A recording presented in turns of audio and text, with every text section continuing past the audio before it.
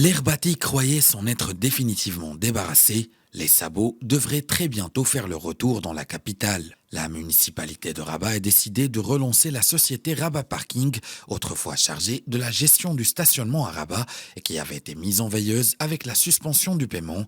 En attente de l'application définitive de cette décision, les contrôleurs de la société de développement local et la police administrative sensibilisent les citoyens en prélude au système du stationnement payant.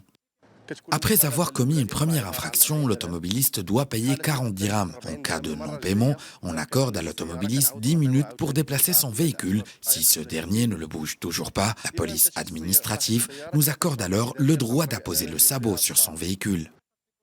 Pour légitimer cette décision, la société de développement local s'était retrouvée face à une situation financière qui s'est dégradée cruellement.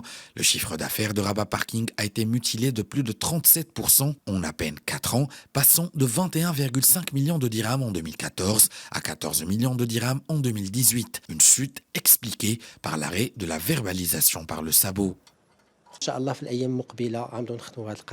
L'entrée en vigueur de cette décision se fera imminemment. Nous aspirons d'abord à fluidifier le trafic de Rabat. Nous veillons à ce que ce projet, à l'image des multiples projets réussis qu'a connu Rabat, puisse décongestionner le trafic et fasse une différence notable pour notre ville.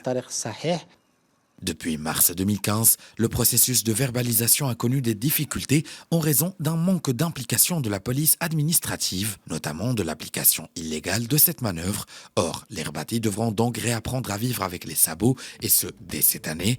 Les responsables de la ville prévoient leur réinstauration progressive, à commencer par les quartiers Hassan et Agdar Riyad lors d'une première phase, avant de les étendre aux autres quartiers de la ville à partir de l'année prochaine.